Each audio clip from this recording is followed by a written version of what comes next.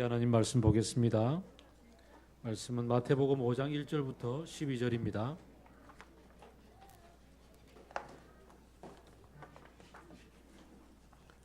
마태복음 5장 1절부터 12절입니다.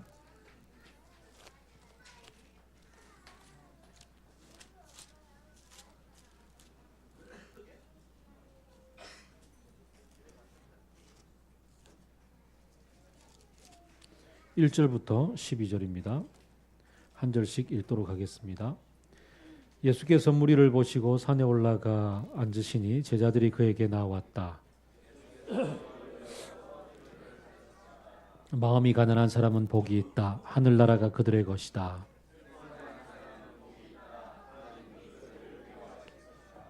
온유한 사람은 복이 있다. 그들이 땅을 차지할 것이다.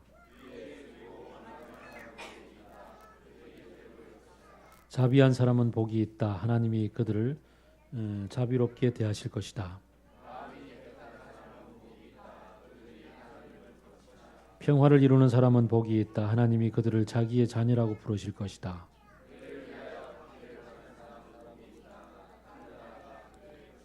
너희가 나 때문에 모욕을 당하고 박해를 받고 터무니없는 말로 온갖 비난을 받으면 복이 있다.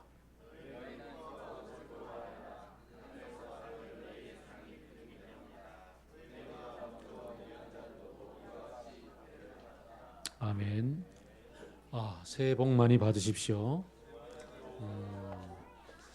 새해 복 중에서 하나님이 주시는 복이 가장 크지 않을까 생각해 봅니다. 하나님이 주시는 가장 큰 복들을 우리는 복자가 가장 많이 적혀 있는 장을 가지고서 함께 보는데, 오늘 우리는 신약 성경 짧은 구절에 복자가 가장 많이 나와 있는 구절을 읽었습니다. 이제 구약으로 가서 복자가 가장 많이 나오는 구절을 보겠습니다. 신명기 28장입니다.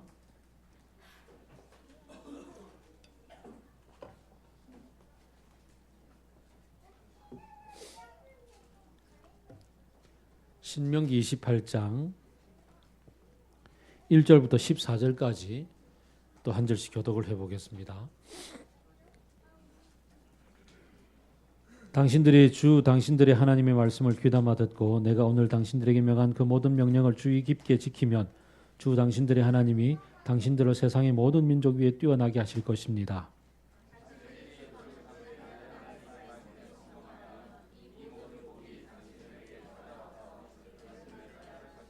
당신들은 성읍에서도 복을 받고 들에서도 복을 받을 것입니다.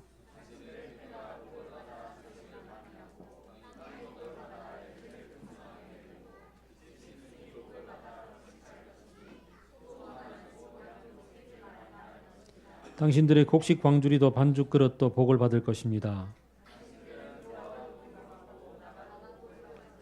당신들에 대항하는 적들이 일어나도 주님께서는 당신들이 보는 앞에서 그들을 치실 것이니 그들이 한 길로 쳐들어왔다가 7길로 뿔뿔이 도망갈 것입니다.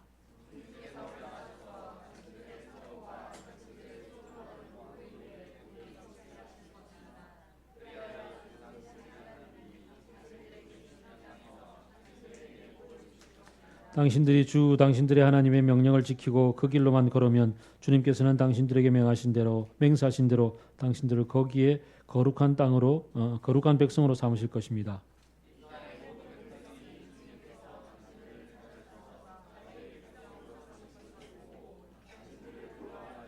주님께서는 당신들에게 주시겠다고 당신들의 조상에게 약속하신 이 땅에서 당신들의 몸의 소생과 가축의 새끼와 땅의 소출들이 풍성하도록 하여 주실 것입니다.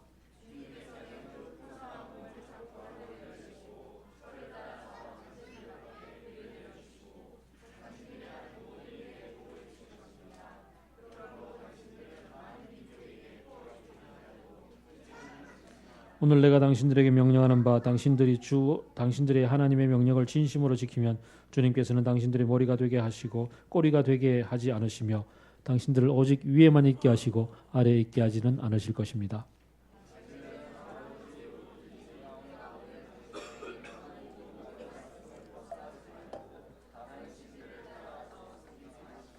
아멘. 이게 28장에서 가장 많이 나오는 단어는 복이 아니고 당신들이네요. 이 번역을 잘 못한 것 같아요. 국어 선생님의 입장에서 볼 때. 자, 신명기 28장과 마태복음 5장의 복 중에서 여러분의 마음에 땡기는 복은 어느 쪽입니까?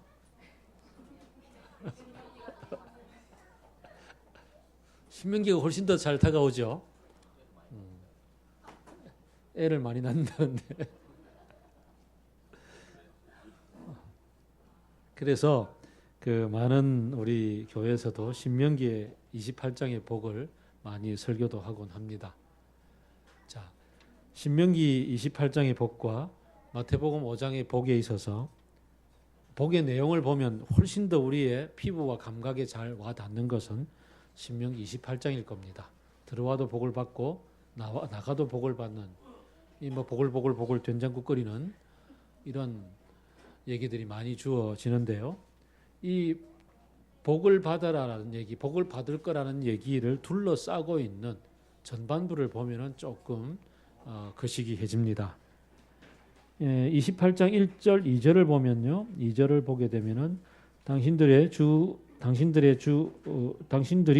당신들의 하나님의 말씀을 순종하면 이 모든 복이 당신들에게 찾아와서 당신들을 따를 겁니다. 14절을 보면 좌로나 우로나 내가 오늘 당신들의 명하는 이 모든 말씀을 벗어나지 말고 다른 신들을 따라 섬기지 아니하면 이 모든 복들이 너희에게 임할 것입니다. 라고 얘기를 합니다. 자, 거기에 비해서 마태복음 5장 1절을 보게 되면 산에서 무리를 보시고 예수님이 무리를 보시고 산에 올라가서 앉으시고 사람들이 거기에 나옵니다. 그래서 입을 열어서 그들을 가르치십니다. 마음이 가난한 사람은 복이 있다. 하늘나라가 그들의 것이다. 이렇게 얘기를 합니다. 전제가 조금 다르죠.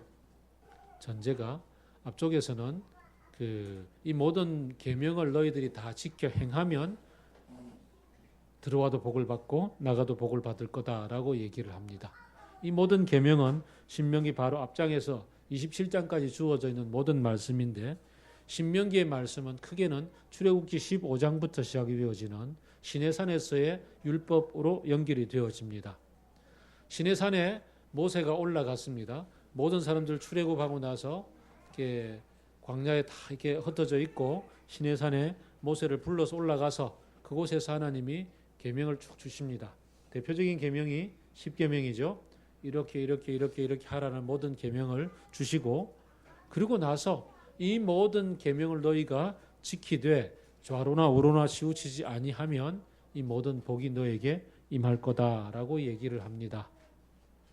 자, 여러분들이 이 신명기 28장의 복이 여러분의 것이 되기 위해서는 이제 10계명만 보더라도 부모를 공경하라. 도둑질하지 말라. 간음하지 말라. 이런 말씀들이 다 주어져 있습니다.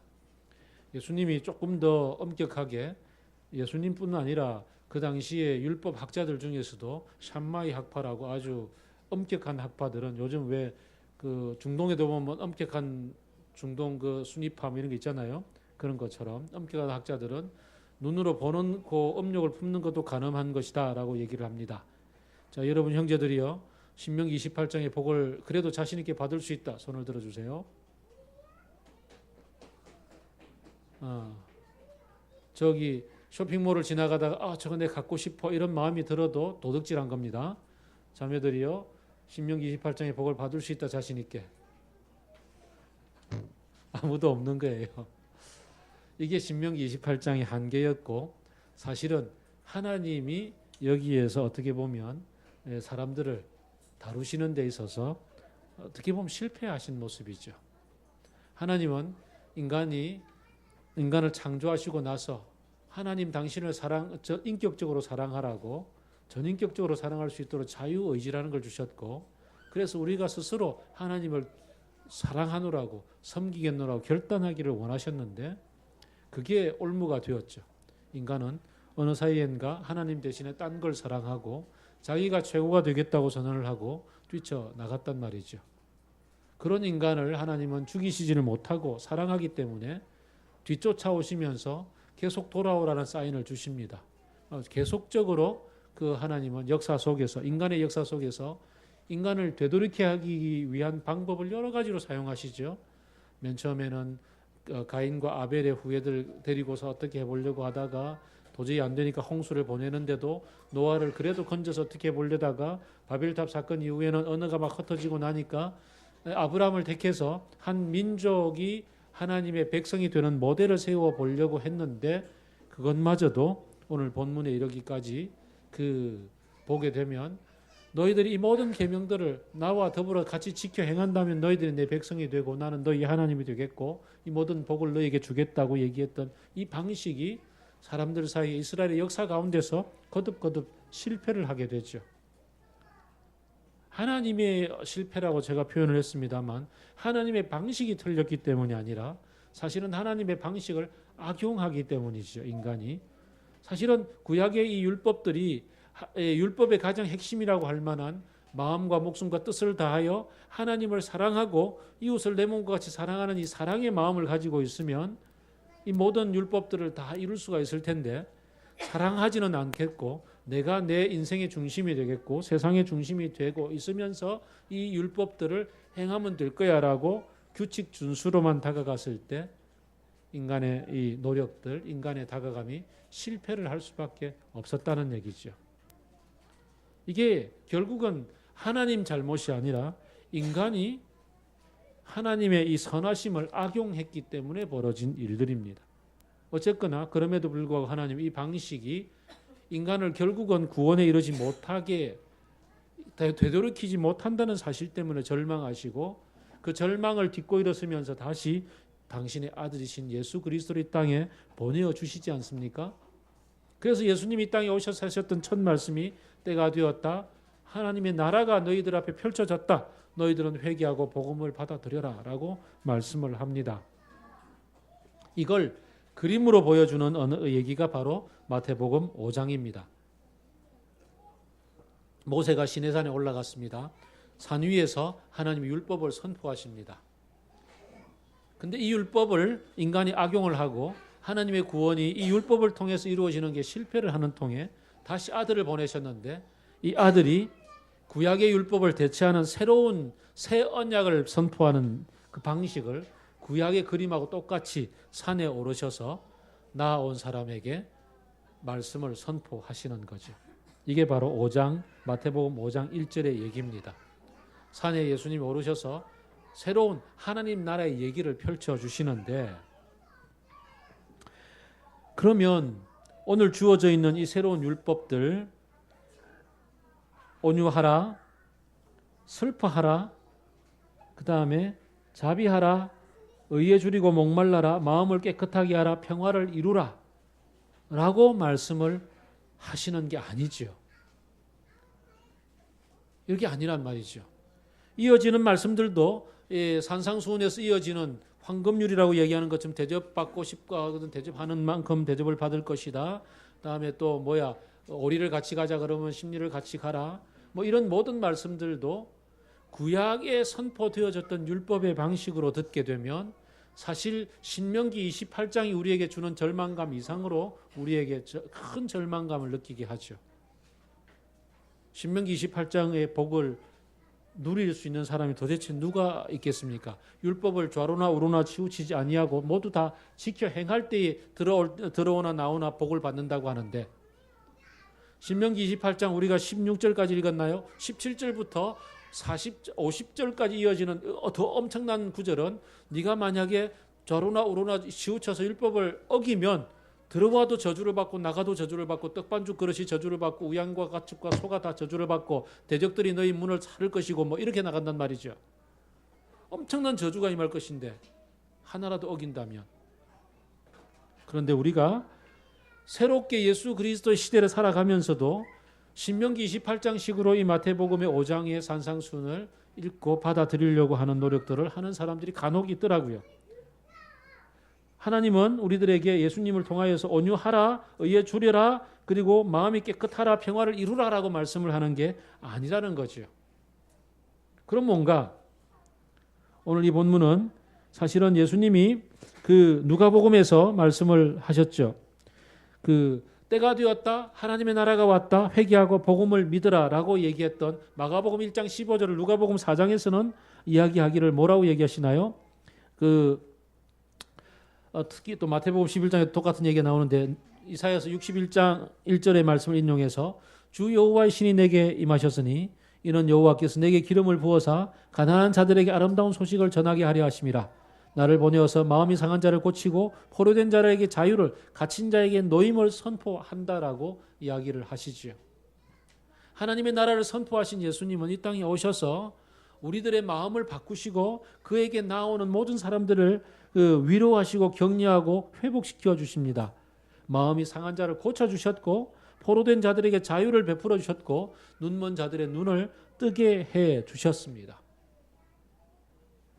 거기에 비하면 우리가 어제 그저께 묵상했나요? 마태복음에서 누가복음에서 동일하게 얘기하기를 부자가 하늘나라에 들어가는 것은 낙타가 바늘 귀 통과하는 것보다 더 힘들다라는 말씀 주셨더랬습니다. 부자가 천국 가기 절대 못 간다는 얘기는 아니지만 거의 불가능하다는 얘기겠죠. 물론 사람은 할 수 없으나 하나님이 할 수 있다라는 말씀을 덧붙여 주셨습니다.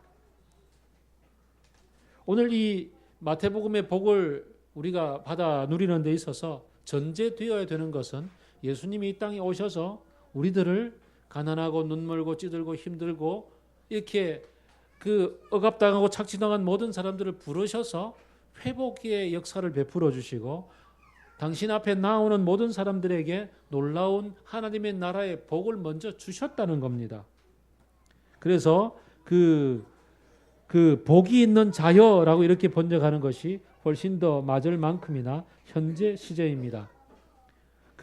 가난한 자에게 현재 하나님의 나라가 너희 것이다 라고 이미 하나님의 나라를 누리고 있다라고 얘기를 하는데요.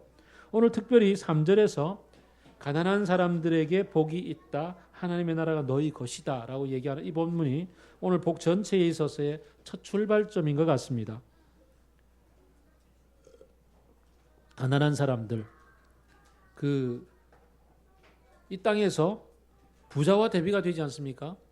마태복음은 심령이 가난한 사람은 복이 있다 이렇게 옛날에 개역 성경은 번역을 했습니다만은 누가복음은 아예 개역 성경에서도 가난한 사람은 복이 있다 번역을 했고 마태복음 우리가 읽었던 여기 마음이 가난한 사람 번역이 되어 있네요. 마태복음은 마음이 가난한 사람이라고 얘기를 합니다만은 누가에서는 가난한 사람이라고 아예 마음을 떼어버렸습니다. 이유가 뭘까요?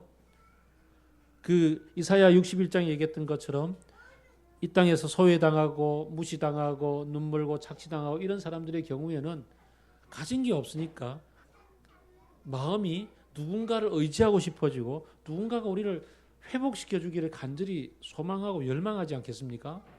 그래서 변방에 있는 사람들일수록 그래서 더 메시아가 오기를 기대하고 예수님 당시 시대에도 예루살렘에 있는 부자들보다는 종교 지도자들보다는 변방에 있는 갈릴리에 있는 수많은 민중들이 오히려 더 메시아가 오셔서 이 왜곡된 질서를 바로잡아 주시기를 고대하고 있었단 말이죠. 그런 면에서는 오히려 눈먼 사람들, 가난한 사람들 이런 사람들이 이런 가난의 조건들이 먼저 우리들의 상황 가운데 주님을 바라볼 수 있는 그런 사람들, 다른 말로 하면 주님께 나아오기에 이렇게 마음이 준비된 사람들이 하나님의 나라에 들어오게 된다는 얘기죠. 거기에 비해서 현재 이 땅에 살면서 누릴 게 너무 많고 그래서 이 땅에서 내가 주인으로 살아가는데 아무런 부족함이 없는 사람, 거기다가 좀 더 교양이 있으면 좋을 것 같아서 교양신학의 차원에서 서울에 강남에 있는 큰 어떤 교회 정도 출석하면서 명함에 어느 교회 장로 이렇게 지키면은 이렇게 좀 명함 내는데 조금 이름이라도 있을 것 같아서 그런 어떤 마음으로서 영생을 어떻게 하면 내가 영생을 얻을 수 있겠습니까? 라고 찾아왔던 그 부자 청년. 그 청년에게 예수님이 요구하셨던 건 무엇이었나요? 네 모든 것들을 팔아서 가난한 사람에게 나누어 주고 네가 가난해진 다음에 나를 찾아와라. 나를 따라라 라고 얘기를 했죠. 이게 바로 죄의 핵심을 얘기해 주는 겁니다. 회개하고 복음을 믿으라 라고 얘기할 때 회개하라에 해당되는 부분이 바로 이 부분이지요. 이 땅에서 내가 의지할 것들이 많은 사람들, 이 땅에서 내가 잘났다고 생각하는 사람들, 얼굴 예쁜, 죄송합니다. 이거 성차별적 발언인데. 옛날에 얼굴이 굉장히 예쁘고 미모가 뛰어난 사람들이 저를 잘 안 쳐다보더라고. 저를 사랑해 줄 마음이 없는 것 같아요.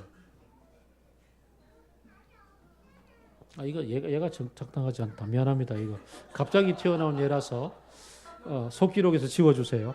예. 갑자기 과거의 어떤 상처가 떠올라서 얘기한 건데 이건 속기록에 지워주시고, 이 땅에서 내가 가지고 있고 누리고 있고 내가 낸데라고 주장할 것들이 많은 사람들의 경우에 하나님을 주로 모실 이유가 없죠. 내가 주인인데, 내가 최고인데. 그래서 회개하라라고 얘기하는 것은 그거 내려놓으라는 얘기죠. 그때부터 하나님의 나라가 너희 것이다 라고 출발선에 서게 되는 겁니다. 출발선에 서게 되었을 때 하나님은 예수 그리스도를 통해서 이 모든 복을 너희에게 주는데 어떤 복을 주시느냐? 하나님 나라 예수 그리스도를 만나고 사는 사람들이 점점 예수 그리스도를 닮아감으로 해서 그의 존재가 이렇게 바뀌어져 간다라고 기록하고 있는 부분이 이 오늘 이런 사람은 복이 있나니라고 하는 사람을 규정하고 있는 이 부분들인 것 같아요. 온유한 사람, 슬퍼하는 사람, 의에 줄이고 목마른 사람, 자비한 사람, 마음이 깨끗한 사람, 평화를 이루는 사람, 의를 위해 박해를 받는 사람이 되어 간다는 거죠. 그런 존재, 새로운 피조물이 되어 간다라고 그렇게 예수님은 오늘 우리에게 들려주시는 말씀이 되는 거죠. 이건 내가 이루는 게 아니죠. 율법적으로 다가가서 이렇게 살아야만 해라고 이야기할 성질이 아니라 예수 그리스도의 하나님의 나라에 들어가서 주님을 본받아 살아가고 주님을 따라가다 보면 점점 이런 존재가 되어져 가고 이런 존재를 주님이 기뻐하며 이들에게 한없이 복을 부어 주신다라고 이야기하며 읽어보는 것이 오늘 본문에 있어서 아주 중요한 해석법이 아닌가 생각을 해봅니다. 먼저 애통해하는 자가 복이 있죠. 애통해하는 자가 복이 있습니다. 예수 그리스도를 통하여서 마음에 이제 하나님의 나라를 누리며 사는 사람들, 하나님의 마음으로서 세상을 바라보면 깨어진 세상의 얘기들이 얼마나 많이 가슴을 치겠습니까? 저는 여러분 앞에서 종종 그랬습니다만 세월호 얘기만 나오면 그냥 가슴이 미어져서 그냥 여기서 얘기를 하다가도 갑자기 울먹이게 되는 일이 벌어지는데요. 그런 일들, 월 사글세 낼 돈이 없어가지고 마지막 봉투에다가 이렇게 남아있는 돈 다 넣어놓고 함께 목숨을 끊었던 그 부녀의 사건들, 그뿐 아니라 우리 이렇게 매주일마다 찾아오시는 천사들의 한 분 한 분의 모습들, 혹은 우리 이웃들의 모습들, 그리고 내 아이의 얘기들, 이런 모든 상황들을 보면서 어떤 얘기들 속에서 이 땅에 하나님의 나라가 온전히 이루어지지 못해서 하나님의 마음이 충분히 녹아들지 못해서 벌어지고 있는 수많은 깨어진 세상의 얘기들을 볼 때, 그럴 때 우리가 이 애통해하지 않겠느냐는 거죠. 예수님의 마음이 내 속에 있는 사람들은 누구나 다 애통한 마음을 갖게 되고 점점 그 애통한 마음이 자라게 되는 거죠. 이런 애통해하는 마음 속에 이런 사람으로 우리가 사건들 사람들을 바라볼 때 거기에 주님이 계셔서 함께 울고 계시고 주님이 함께 손 붙잡고서 같이 통곡하시고 주님이 함께 눈물 닦아주시고, 그리고 우리가 가야 될 그 완성된 하나님의 나라에서 저 하늘에는 눈물이 없네, 고통도 없네, 거기에는 기쁨만 있네, 더 이상 슬픔도 고통도 없는 그러한 데를 바라보며 나갈 수 있도록 함께 이렇게 세워서 힘을 내야지. 냇물아 흘러 바다로 가야지, 힘을 내거라 바다로 가야지, 이러고 함께 이끌어내시는 성령의 목소리를 들을 수 있단 말이죠. 이게 진짜 우리가 누리는 복이 되는 거죠. 또 주님을 따라 하나님의 나라를 살아가다 보면은 마음이 온유해지지 않을 수 있겠습니까? 왜냐하면 예수님이 그러셨지 않습니까? 이사야 42장 종의 노래, 이사야 53장 종의 노래, 예수님을 묘사하는 노래들을 보면은 그는 소리치거나 목소리를 높이지 않으며 거리에서는 그의 소리가 들리지 않을 것이다. 그는 고난 앞에서조차도 십자가 앞에서조차도 털 깎는 자 앞에서 잠잠한 암양처럼 도살장으로 끌려가는 어린 암양처럼 끌려가기만 할 뿐 아무 말이 없었다라고 얘기하는 것처럼 십자가를 지고 감에 있어서도 그 고통의 현장 속에 있어서도 그 온유한 마음을 가지고서 그리고서 이렇게 고난을 견디어내고 당한단 말이죠. 그러나 이 땅은 어떻습니까? 하나님의 나라를 살지 못하는 사람들은 남들보다 더 많이 가지고 더 높이 올라가야 하고 더 많이 누리기 위해서 그렇게 안달을 하잖아요. 그런 사람들에게 평화가 있을 수가 없죠. 온유함이란 진짜 평화 속에서 주어지는 건데 이 하나님의 이 평화를 누리는 것이 온유함인데 십자가에 모진 그 채찍질 앞에서도 예수님은 견딜 수 있었던 것이 바로 이 온유함 때문인데 이들에게 하나님은 이 땅을 기업으로 줄 것이다. 유업으로 줄 것이다 라고 얘기합니다. 내가 지금 들어와도 복을 받고 나가도 복을 받겠다라고 땅을 몽땅 그냥 강남에 큰 땅을 주는 게 아니라 제가 지금 그 경기도의 안산 땅만 팔렸어도 지금 여기에 없을 텐데 그 아시죠? 그 농담인데 경기도에 땅을 안 샀다고 안산 땅이 없으니까 팔 수가 없잖아요.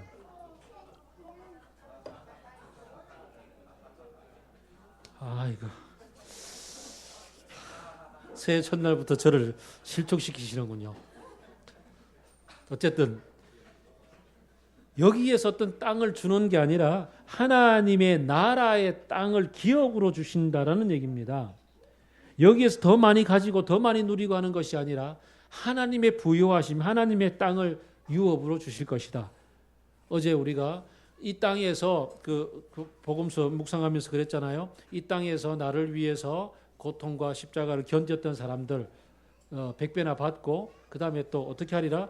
너희들이 아비와 친척과 모든 것을 버리고 나를 쫓아선적 보좌에 앉아서 12지파를 심판하리라 그랬잖아요. 이게 바로 유업을 받는 모습이죠. 우리가 하나님과 함께 보좌에 앉아서 땅을 다스리는 모습, 믿음으로 그것을 바라보는 사람은 지금 여기서도 그것을 누리고 있다는 것을 기억하시기를 바랍니다. 의에 줄이고 목마른 사람, 의에 줄이고 목마른 사람.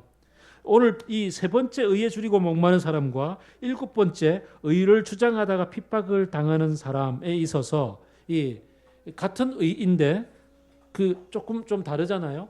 의에 줄이고 목마른 사람 하게 될 때 이 앞에서의 의는 어떻게 보면 성경이 얘기하는 의의 가장 핵심적인 출발인 하나님과의 관계에 목마른 것이다라고 볼 수가 있을 것 같아요. 하나님과의 관계에 목마른 사람, 이 목마른 사람은 하나님을 만나고 싶어서 열망이 가득하는 만큼 하나님은 결코 그를 무시하지 않고 하나님으로 가득 차는 배부름을 누리는 은혜를 보게 된단 말이죠. 그래서 하나님을 열망하고 하나님으로 가득 찬 의, 하나님 당신이 의니까 그 사람들이 이제 세상을 바라볼 때 하나님의 마음이 하나님의 세상을 다스리심의 그 원리인 의와 공평이 이 땅에서 펼쳐지지 않는 것을 바라보고서 의를 이루기 위해 하나님의 도구가 되어서 나가게 될 때, 살게 될 때 당연히 의를 행하다가 핍박을 당할 수밖에 없게 되지 않겠습니까? 이 땅에서 하나님의 의와 공평을 억울하고 무시당하고 착취당하는 사람들의 그 하소연을 풀어주고 회복시키기 위해서 애를 쓰는 사람들, 하나님의 마음을 갖고 살아가다 보면 당연히 그렇게 크든 작든 일을 하게 될 것이고 그렇게 될 때 하나님의 나라가 저희의 것이다 라고 이야기를 합니다. 하나님의 다스리심의 원리가 펼쳐지는 것을 볼 것이다 라고 이야기를 할 수가 있겠죠. 자비한 사람, 긍휼히 여기는 사람, 하나님의 긍휼히 여김을 받을 것이다. 하나님의 긍휼하심을 따라서, 하나님의 마음의 자비하심을 따라서. 이사야서 42장을 보게 되면은 자비함은 관계 속에서 드러나죠. 예수님의 가장 대표적인 모습이 상한 갈대를 꺾지 아니시고 꺼져가는 등불을 꺼지 아니하시는 하나님. 상한 갈대 그 필요 없어라고 효율성으로 따지고 본다면 아무짝에도 쓸모가 없어서 꺾어서 쓰레기통에 던져버릴 일인데 꺼져가는 등불 새거 갈아 끼우기 위해서 꺼버릴 텐데 끄지 않으시고 꺾지 않으시고 위로하고 싸매어 주시고 회복시켜 주시는 분이 바로 우리 예수 그리스도시니 그분을 닮아서 그분의 성품으로 자비함으로 함께 주님을 닮아가는 거죠. 마음이 온유한 사람은 자비로 세상에서 함께 더불어 살아갈 수밖에 없게 되겠고 그럴 때 하나님께서 어떻게 긍휼히 여기시는 것인가를 배우게 되고 하나님의 긍휼하심을 내가 더욱더 풍성하게 누리게 되는 거죠. 마음이 청결한 사람, 하나님이 거룩하시니 너희가 거룩할지니라 라고 하시는 하나님을 알아가기 위해서 마음을 깨끗하게 이게 성령의 소욕을 쫓아가며 육신의 소욕들을 내려놓을 수 있는 사람이 되어갈 때 우리는 마음이 청결하니 거룩함에 이르렀을 때 비로소 하나님을 볼 수 있게 되는 것이고 그렇게 마음이 청결해진 사람들은 사람을 더불어서 이제 예수 그리스도가 우리의 중보자가 되셔서 막힌 담을 허무시고 사람과 사람 사이에 연결, 화평을 이루어 주셨던 것처럼 우리 역시 화평을 이루기 위해서 사람과 사람 사이에서 이제 화목해하는 사람이 되지 않겠습니까? 그럴 때 세상이 우리를 바라보고서 하나님의 사람들이 여기에 있구나라고 이야기를 하게 된다라는 거죠.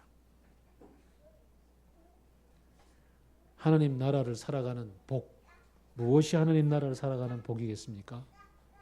물론 우리는 이 신명기 28장에 들어와도 복을 받고 나가도 복을 받는 그 복을 누리면 참 좋겠습니다. 그리고 실제로 우리가 필요한 것들을 하나님 앞에서 구할 때, 일용할 양식을 구할 때 하나님은 넉넉히 채워주시는 분이십니다. 그러므로 이것을 누리고 살아가는 것 또한 우리에게 필요한 일입니다. 그러나 이것이 목적이 아니라는 것이죠.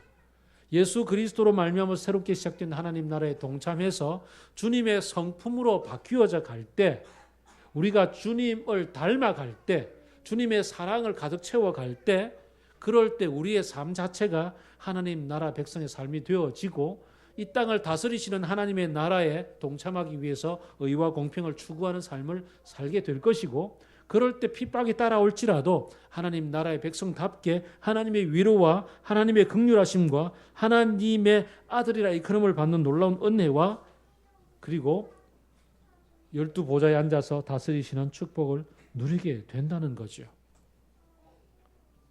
이게 주님 주신 복의 가장 중요한 복 중의 복이 아니겠습니까? 올 2017년도 출발하면서 우리는 이런 하나님의 복을 마음껏 서로에게 이렇게 축복하고 또 모두가 이 복을 누릴 수 있게 되기를 바랍니다. 그러려면 무엇보다도 히브리서 12장이 얘기하는 것처럼 모든 어그러지고 삐뚤어져 있는 것들을 다 이렇게 모아서 주 예수 그리스도를 바라보자 라고 얘기하는 것. 우리의 믿음의 주요 온전케 하신 이신 예수 그리스도를 바라보자. 하나님 나라를 우리에게 펼쳐주셨고 믿음이라는 세계를 창시해 주시고 우리에게 그것의 역사를 펼쳐주셨던 예수 그리스도를 바라볼 때, 꾸준히 쫓아갈 때, 때로는 이해가 되지 않을지라도 그래도 사랑을 포기하지 않고 주님을 사랑하노라고 고백하고 나아갈 때 이 모든 복이 차근차근 내 속에서 풍성하게 펼쳐지는 겁니다. 그럴 때 세상이 우리를 감당할 수 없는 사람들이 되는 거죠. 이런 복이 우리 모두에게 가득 차기를 기도합니다. 같이 기도하겠습니다.